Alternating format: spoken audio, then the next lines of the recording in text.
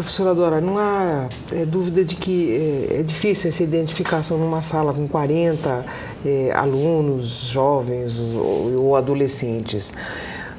E uma outra questão muito séria, em função dessa falta de identificação, é a medicação, os medicamentos que estão sendo empregados. Queria que você falasse um pouquinho disso.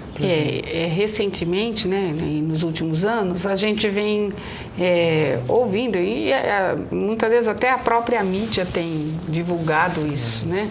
A questão de medicar as crianças por conta de considerá-las hiperativas. E às vezes o próprio professor, e na minha maneira de ver, com pouco conhecimento de causa, indica aos pais que essa ou aquela criança precisa aí de uma intervenção, às vezes medicamentosa, e indica que procure um médico, enfim. Eu vejo isso com muito cuidado, né? Eu sou professora há muitos anos e logo que eu comecei a lecionar, e isso faz muito tempo, a gente dizia que a criança era inquieta, que precisava... que às vezes os pais precisavam proporcionar a ela mais atividades físicas, porque há crianças que precisam mesmo despender mais energias, e acho que depois o professor Nino até pode conversar um pouquinho mais com a gente sobre isso, né? E, enfim, agora o que a gente tem percebido é que quando entra a medicação, muda, e na minha maneira de enxergar, de uma maneira muito preocupante, muda aquela criança. Então, aquela criança que tinha um brilho no olhar, que participava da aula, que às vezes até incomodava, porque falava muito, porque tinha muita energia, ela começa a ficar apática, né? Às vezes, entre professores, a gente costuma dizer assim, é a tal da droga da obediência. O menino começa a obedecer, mas a que custo, a que preço? E eu fico muito preocupada com isso e percebo que essas crianças, talvez daqui a algum tempo, venham a ter problemas relacionados a esse tipo de medicação. Mas eu acho que sobre isso o professor Nino pode...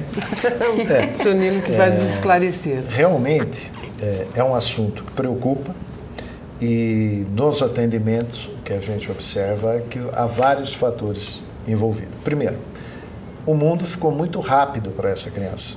Hoje, quando ele ligou o computador, demorou 15, 20 segundos, 30 segundos para entrar no ar o computador dele, ele já começa a esbravejar, está demorando, tal. É uma outra geração. Nós tínhamos paciência, eu, por exemplo, quando nós falamos em telefone, eu sou da época que você chamava telefonista, a telefonista ligava para outra casa. Para o exterior, era uma ligação que a telefonista falava, amanhã às 14h completa a sua ligação. Eu sou dessa época. E hoje é tudo muito rápido.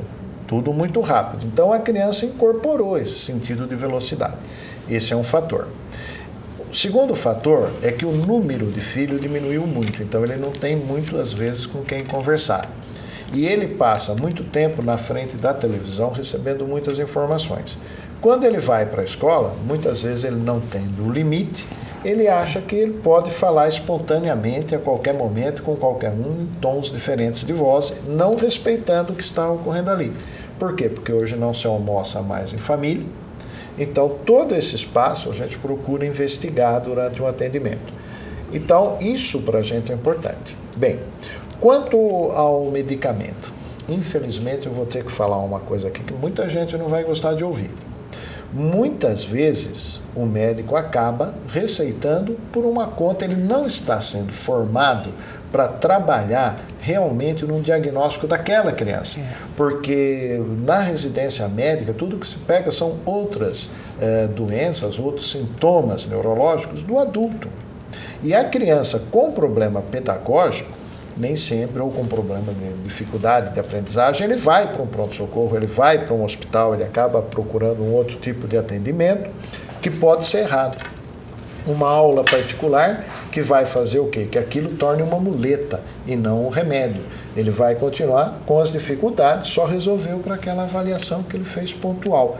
Então, na minha opinião, nem todos os médicos estão aptos a realmente medicar uma criança. Isso é muito sério. E ele acaba recomendando até para pôr um basta à preocupação da mãe. A Ritalina é hoje um dos medicamentos mais indicados. Em alguns países ela está proibida.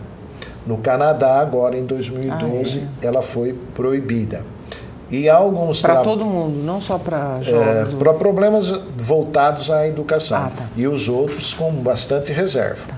Alguns trabalhos realizados nos Estados Unidos, Europa e também aqui por uma universidade do estado de São Paulo têm mostrado que o usuário da Ritalina tem maior propensão a se envolver com drogas na idade adulta.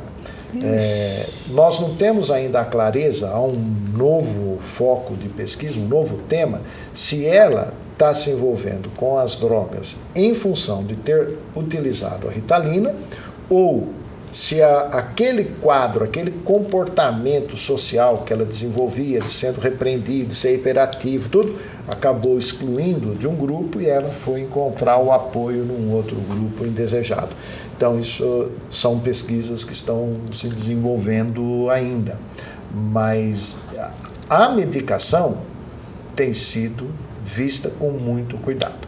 Não tem remédio para aprender. Remédio para aprender é motivar o aluno e fazer com que ele crie o conhecimento. Isso numa visão não só da neurociência, como de outros também. Então, é mudar o estilo da aula. Fazer com que ele se envolva, fazer uma aula dinâmica.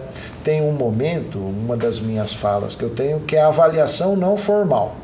Então, hoje é muito moderno você usar o teatro, usar a criatividade do aluno para que ele demonstre o seu saber, ele venha produzir o seu saber. Isso é bastante importante. Não há medicação que vá fazer o indivíduo aprender de hoje para amanhã. Não é? Quando a gente era jovem, tomava um remédio todo final de ano lá, mas isso não adianta nada, são paliativos. Comeu bem, dormiu bem, pronto, tá pronto. É feliz? Não tem mais o que fazer, vai aprender. Se estiver motivado, motivação é fundamental. Essa questão do sono no adolescente é uma coisa importante, né? Eu trabalhei com adolescente durante muitos anos, acho que uns 20 anos mais ou menos, dando aula para adolescentes, e o que a gente percebia é que eles estão dormindo cada vez mais tarde, por conta da televisão, por conta do computador, por conta dos jogos, enfim. E a família não tem muito controle, falta o não de novo, agora é a hora do repouso. E a gente sabe que uma criança, uma adolescente que dorme um tempo diminuído, tem sua atenção diminuída, também, tem sua capacidade de aprendizagem prejudicada, não é? E vai para a escola sonado ou vai irritado e vai irritar, né? Grande parte da memória se consolida durante o sono. Então, a grande parte da formação das moléculas, do seu aprendizado, tudo ocorre durante o período de sono. E realmente o computador e a televisão estão fazendo com que ele durma mais tarde e menos. Não é? Nós já temos um problema no Brasil que a escola começa muito cedo. Tem aula que começa às 7h10 da manhã e você tira a criança no melhor momento. Nós temos aqui em outras cidades, escolas em cidades vizinhas ou distantes, que o aluno acaba acordando 6 da manhã, um pouquinho antes, para fazer todo aquele trajeto com a van até chegar na escola. Isso dificulta.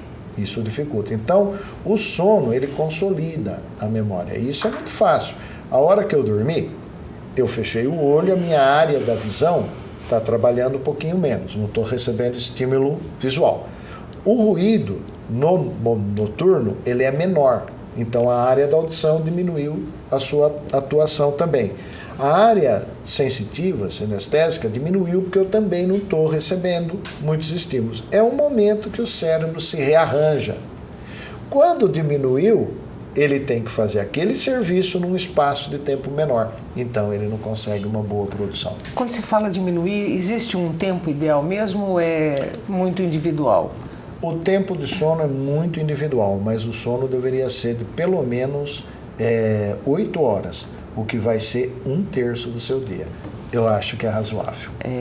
8 horas mesmo, né? Que seria o ideal. 8 horas. E as crianças chegam a dormir 4 horas. No idoso, a gente percebe que ele dorme um pouquinho menos, porque o metabolismo dele já mudou. Então, todo o organismo dele já tem uma reação metabólica mais baixa, um pouquinho, basal diminuiu um pouquinho, então ele pode E ainda tem um sono agitado, né? Por conta de que ele ficou até excitado. Aquela hora de deitar muito excitado com a televisão, com o jogo. Então, até que, tá bom, desligou a aparelhagem, mas desligar internamente tudo isso é demorado. É demorado, né? E não há aí o descanso fica comprometido. Uma reconstrução, né?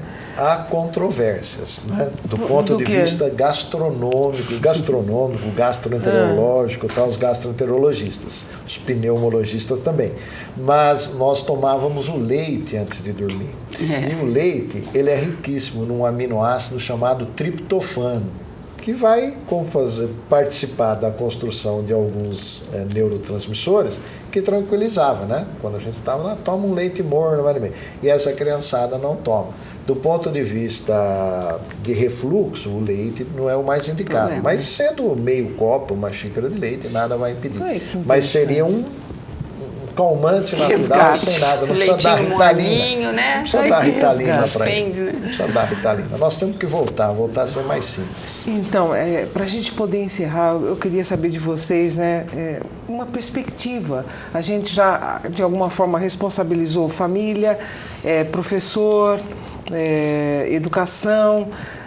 Eu gostaria de que vocês colocassem para a gente qual que é a perspectiva, o que seria o ideal, e se em algum momento nós tivermos uma educação ideal, em algum momento da história do Brasil.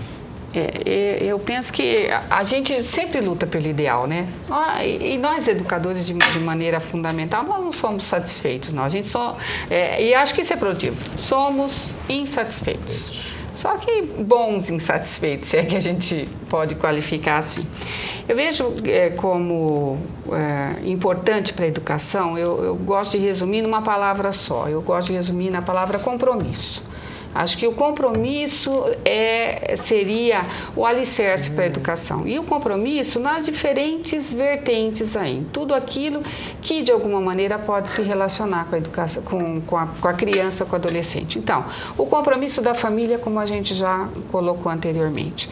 O compromisso da escola, e eu tenho visto esforço, inclusive, às vezes, daquela escola que é da periferia, que é daquele local onde a violência acontece, e a escola funciona super bem, porque a gestão da escola chama a comunidade para dentro. Então, aquela gestora, aqueles gestores, aquele grupo de professores tem compromisso com essa escola. E o compromisso também das políticas públicas. Né? Eu acho que é algo que não pode ser esquecido. Essa é uma coisa que a gente vem conversando muito a respeito desse excesso das avaliações, né? Avaliações que comprometem praticamente o ano letivo inteiro. Os professores, desde das crianças mais miúdas aí, estão sendo avaliados a partir das avaliações que são feitas para as crianças. O que a gente tem visto de maneira muito triste nas escolas é que são feitos simulados para as crianças. Imagine vocês, se a gente já recriminava os simulados dos cursinhos, agora a gente tem os simulados para a turma de terceiro ano, ou seja, para crianças de 8 anos, porque depois vem a prova A, a prova B, a prova C, que vai avaliar, e se a escola for mal avaliada, não vem o bônus, não vem recompensa, etc, etc. Então, a questão das políticas públicas tem que ser pensadas, e tem que ser pensadas no âmbito do interior da escola. O que é que as escolas estão precisando? E, de novo, vem aquela comparação. Não é bonificar quem está bom. Quem está bom, está bom. Nós vamos ter que ver se a avaliação tem um significado, serve para alguma coisa. Acho que avaliar é dar valor, né? Então, vamos valorizar e ver o que é que está faltando. Ali, essa escola foi mal, aquela turma foi mal, o que é que está acontecendo para que essa escola não consiga os índices que são esperados e não penalizar aqueles tantos que ali estão. Tá certo, professor Nino. Olha, eu acho que eu não tenho muito o que falar. A Dora expôs maravilhosamente. Eu acho que a palavra é compromisso. Compromisso de todos. Começamos em casa, compromisso da escola, compromisso do aluno para com a escola. E deixar de fazer promessas políticas para enganar, né? Sabe? Então, o governo precisa se comprometer com a escola mesmo. e fazer avaliação quando era necessário ser feita. E avaliar, porque com a avaliação nós podemos crescer, não é para penalizar. Eu acho que a palavra é o que a Dora colocou, compromisso. Isso. Compromisso de todos, tá? Porque é o futuro. Sem isso, sem educação, não tem futuro. E o que muitas vezes esperam é que não tenha educação para continuar no governo com políticas de um povo dominado. Então, eu acho que é compromisso de todos. Tá certo. Professor Nino, professora Dora, agradeço a participação e contribuição de vocês para a realização do programa. Obrigado. Também agradecemos a oportunidade. Obrigada mesmo. E a gente vai ficando por aqui. Até o nosso próximo encontro. Até lá!